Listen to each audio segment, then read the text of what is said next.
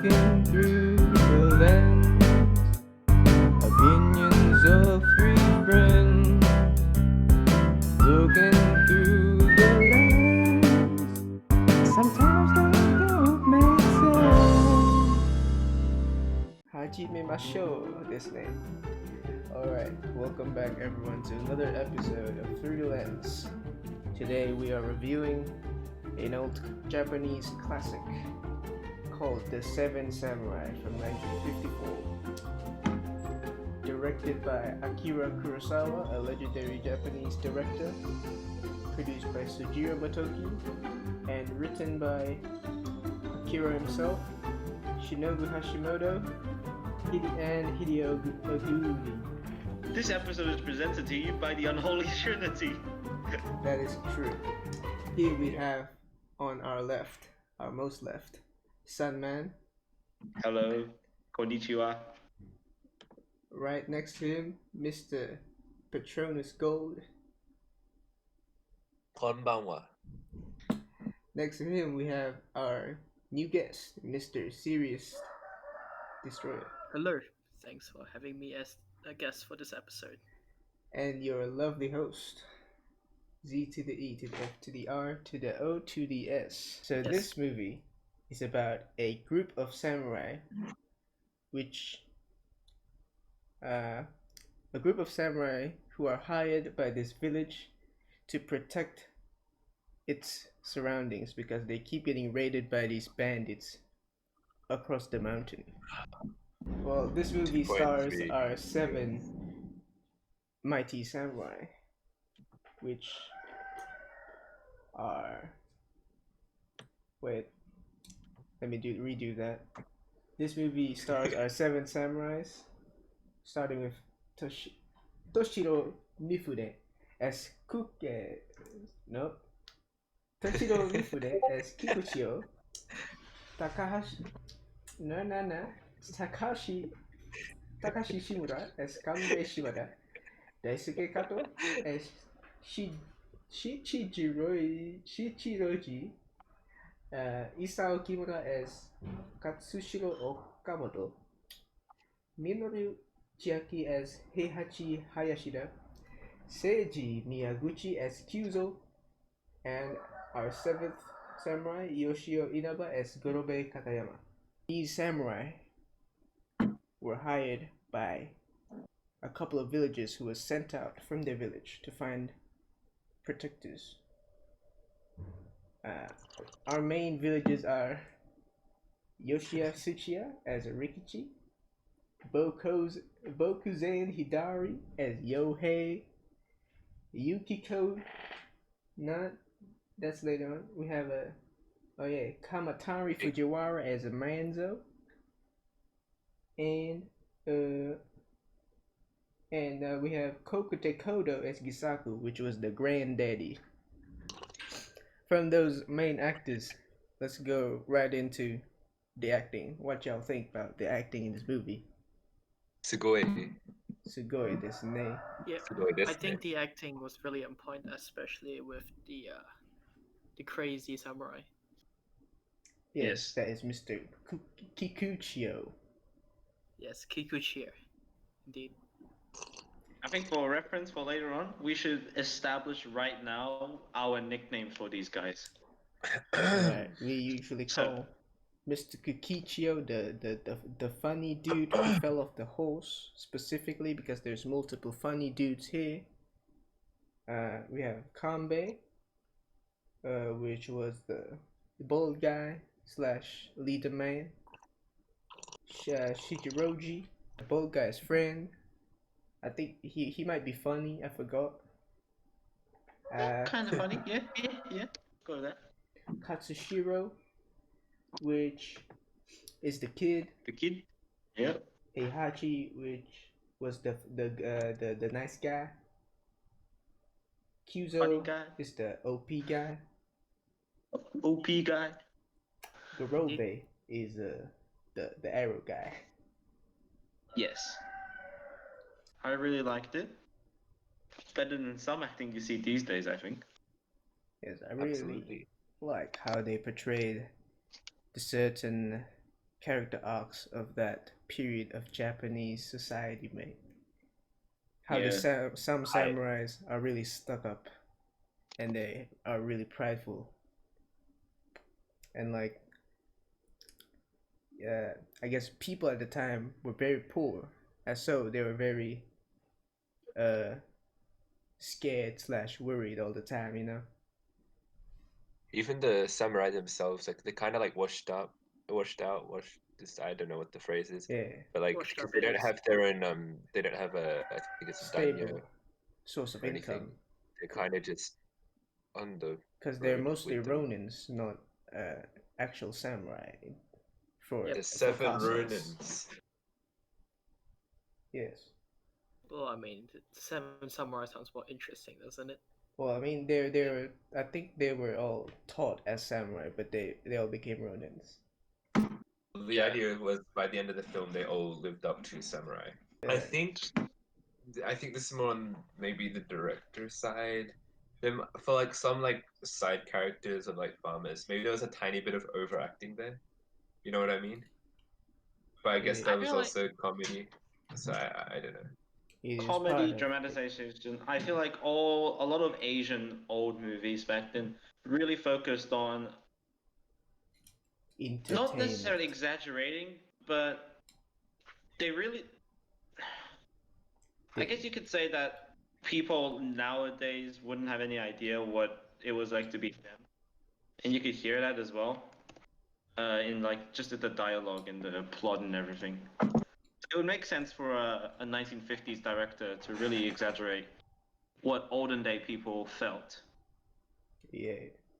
just so that the viewers could get an idea. But another Yes. part of me is also saying like, this could be grounded in like not necessarily fact, but I don't know what you call this. Could be grounded in what actual people Based would have on thought. real Like life events. historical fiction. Historical Yeah, I fiction, agree. yeah. It's Yeah, just But probably. base. we don't know anything about that, so we're not going to continue on with that. I'd assume this guy's done a lot of research because all of his films are like samurai films. This Definitely, is Akira yeah. Kurosawa. Yeah, The one and only. one and only. Speaking of our director, Mr. Akira Kurosawa, how was the writing for this film, as he also contributed to that aspect? Probably an older style of writing. It was very linear. Like they didn't have to use anything like flashbacks or anything. They just alluded to that with the way they told the story, and that was done really well. Was clever enough that they didn't have to explain everything and you could understand already just Yeah. from the way characters acted about their backstories and stuff. With this linear type of olden type of linear style movie, all the I think a lot of the events are scaled with time. Oh well, Yeah. they did skip forward in time at certain parts. I'm pretty sure. Yeah, that is true. Yeah. I also feel like something that needs to be noted is the way the directing and like the way scenes are shot are different to films these days. There were a lot of moments which was just a lot of silence, and it was just the camera and with only visual elements to it. There's no Well, real sound. it wasn't like an awkward silence. It was Definitely. like They a still had purpose. environmental sounds, but They Yeah, had yeah. to, and they'd have also sometimes they'd have the music as well in the Yeah. background. I think it's all done with a purpose. I'd say the story is quite written pretty well. I mean, it was entertaining throughout the movie, I'd say, from my perspective anyway. Like, Yeah, I agree. they keep things interesting.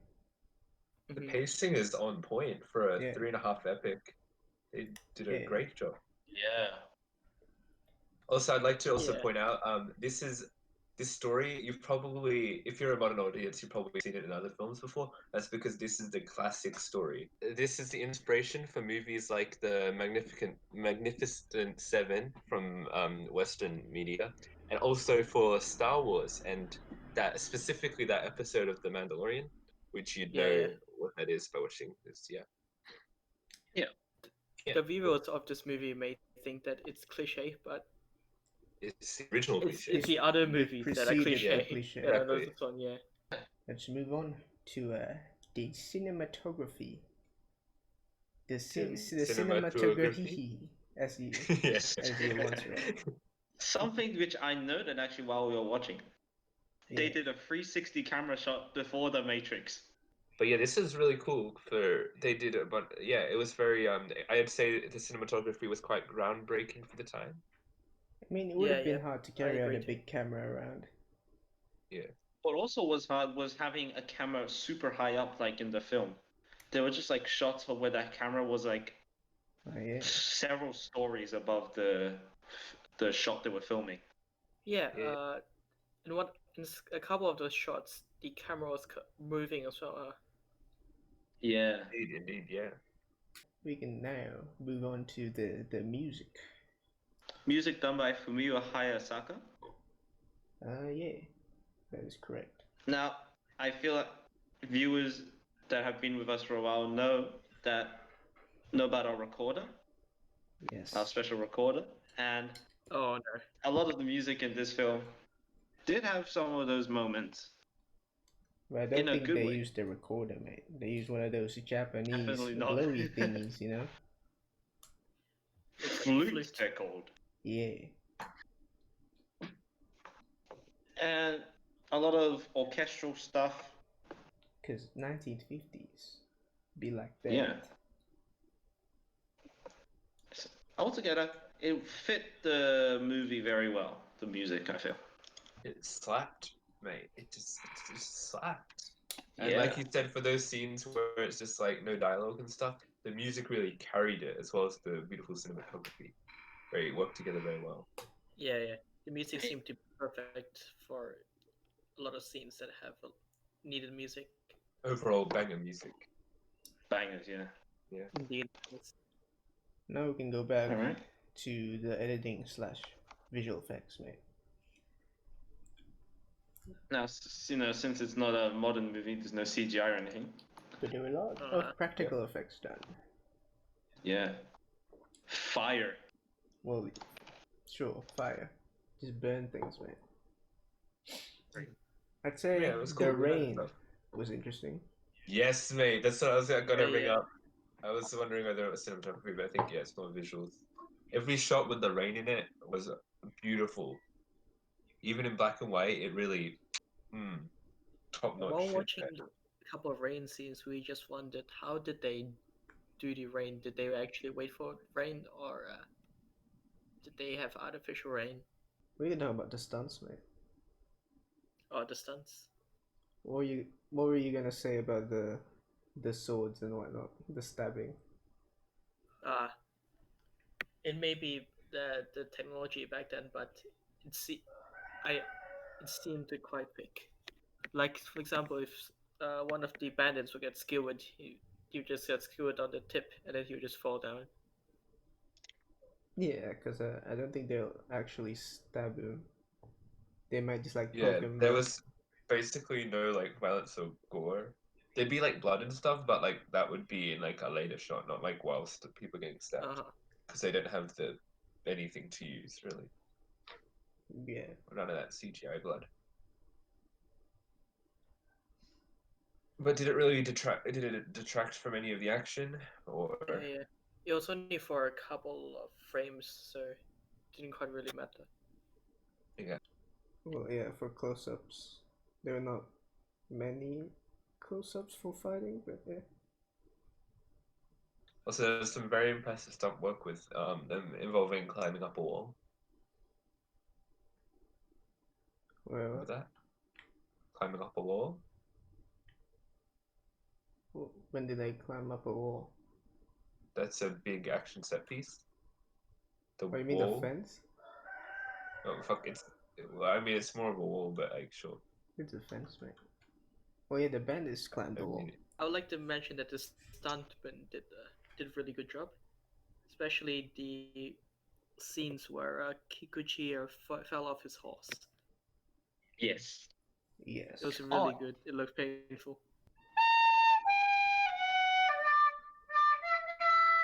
Spoiler zone, let's go.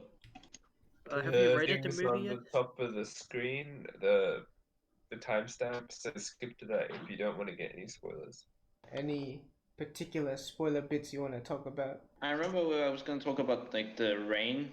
There were like some scenes where you could tell the rain could have been artificial because it was just there was like when it was just looking at a campfire, and Yeah, then the rain started to pour on it and the campfire started to go out. I remember that. So it was like the hope for the bandits had been lost because the campfire was set along the road which the bandits would have walked down. And so I interpreted that as the bandits' hopes are fading away, basically. Oh yeah. Kikuchio's death was quite heroic, I would say. Oh yeah. Yes. He He gets took a shot. bullet Yeah. point blank in the chest. Because one of the bandits took the women for hostage, and he just came in and slashed him while taking a bullet. And then at the end, he stabbed the commander of the bandits, Yeah, and then they both die together.